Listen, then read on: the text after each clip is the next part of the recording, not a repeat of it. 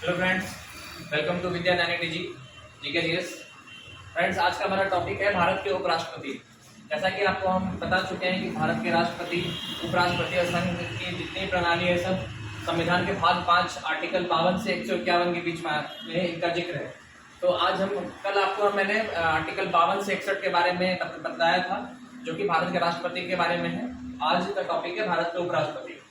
तो भारत के उपराष्ट्रपति का जिक्र संविधान के आर्टिकल 63 से लेकर आर्टिकल 70 के बीच में है। ठीक है, तो इसके लिए ट्रिक है। ट्रिक के माध्यम से मैंने आपको समझाने की कोशिश की, जैसे कि भारत के राष्ट्रपति को मैंने ट्रिक के माध्यम से समझाने की कोशिश की थी। तो ट्रिक है, उसका निकास शनि है। ठीक है, आप ट्रिक को फिर से देख लीजिएगा। उसका निकास शनि है। ठीक है, तो यहाँ पे जो है आर्टिकल 63 से आप 1 बाय 1 इसको आप सेट कर सकते हैं। 63, 64, 65, 66, 67, 68, 69 एंड 70। ठीक है, तो आर्टिकल 63 उ यानी कि उपराष्ट्रपति। तो यहाँ पे आर्टिकल 63 कहता है कि भारत में एक उपराष्ट्रपति का पद होगा। ठीक है, और ये जो उपराष्ट्रपति का पद है ये संविधान में हम लोगों ने यूएसए से लिया है। ठीक है, दूसरा 100 का मतलब हो गया आर्टिकल 64। आर्टिकल 64 ये कहता है कि जो भारत के उपराष्ट्रपति होंगे वो राज्यसभा के सभापति होंगे। ठीक है, और उनको जो सैलरी मिलेगी, भारत के उपराष्ट्रपति को जो सैलरी मिलती है वो उपराष्ट्रपति के रूप में नहीं मिलती है। ये क्वेश्चन याद रख लीजिएगा। उनको सैलरी राज्यसभा के सभापति के रूप में मिलती है।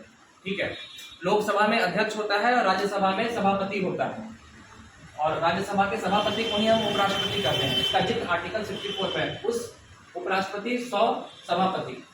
अब का मतलब हो गया आर्टिकल 65। ये इसका मतलब ये हुआ, का मतलब हो गया कार्यवाहक राष्ट्रपति। यदि किसी कारण से भारत के राष्ट्रपति अपने पद पे नहीं है और अपने पद से या तो उनको हटा दिया गया है या वो त्यागपत्र दे दिए हैं, तो उस कंडीशन में भारत के जो उपराष्ट्रपति हैं आर्टिकल 65 के तहत कार्यवाहक राष्ट्रपति के रूप में काम करते हैं।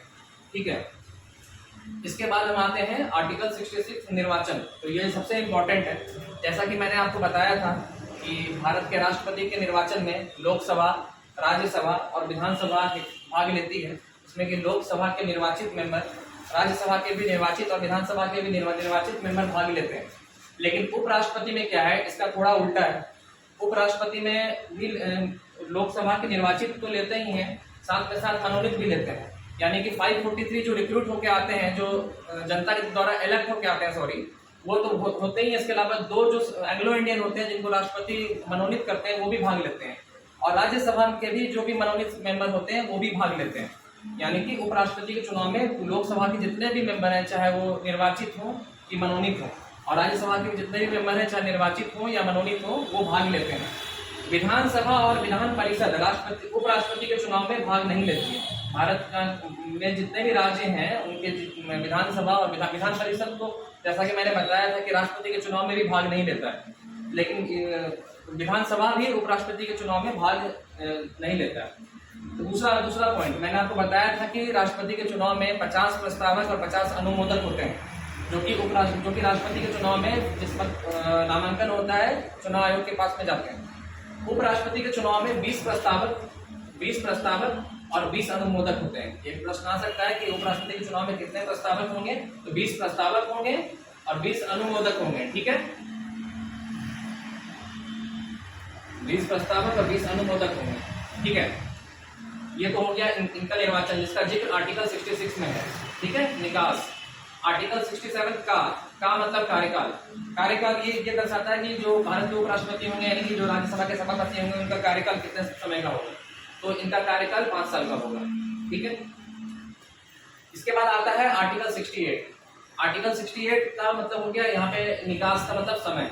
इसका मतलब ये हुआ कि अगर भारत के उपराष्ट्रपति का पद किसी कारण से रिक्त होता है, चाहे वो त्यागपत्र दें या उनको हटा दिया जाए, ठीक है, तो जल्द से जल्द इस मतलब कितने समय के दौरान इस रिक्त पद को फिल किया जाए, इस रिक्त पद को भरा जाए, इसका जिक्र आर्टिकल 68 में, 68 में निकास। ठीक है, अब हम आते हैं यहाँ पे आर्टिकल 69 और 70। जैसा आप देख रहे हैं उसका निकास शनि। 69 में शनि यानी कि 100। आर्टिकल 69 तो ये दर्शाता है शपथ को। उपराष्ट्रपति जो भी बनेंगे उनको शपथ भारत के राष्ट्रपति दिलवाते हैं। इसका जिक्र आर्टिकल 69 में। और आर्टिकल 70 जो है आपको, वो है निर्वहन। वो निर्वाहन मतलब वो राष्ट्रपति के रूप में वैसे कार्यों का भी निर्वाहन करते हैं जिनका जिक्र आर्टिकल 65 में नहीं है। मतलब अगर राष्ट्रपति किसी कारण से मान लीजिए कि पद पे है लेकिन देश के अंदर नहीं है और उनको अगर राष्ट्रपति का कुछ वैसा कार्य है जो कि होना बहुत इंपॉर्टेंट है, तो उस कंडीशन में उपराष्ट्रपति राष्ट्रपति के पद का निर्वहन करते हैं। ठीक है, तो ये आर्टिकल 70 है। जैसा कि आप देख सकते हैं कि आर्टिकल 63 से 70 आप ट्रिक के माध्यम से मैंने आपको बताया है, और इसके अलावा और भी जो टॉपिक होगा संघ मंत्री परिषद वो हम नेक्स्ट क्लास में करेंगे। तब तक के लिए थैंक यू।